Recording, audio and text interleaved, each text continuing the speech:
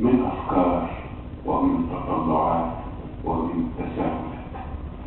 أولا أحب أن أقدم إليكم هذا المكان الذي تجلسون فيه. أنتم أول جمهور من خارج المجمع يجلس على هذه الكراسي.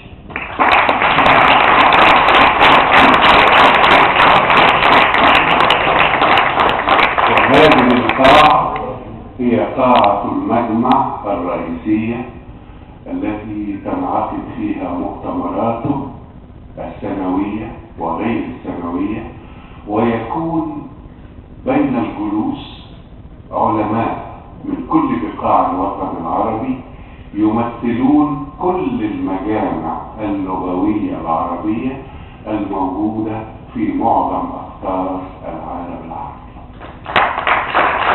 لكن نحن نجلس معا هنا تعبيرا أولا عن الحفاوة وعن الاعتزاز وعن سعادتنا بهذا اللقاء.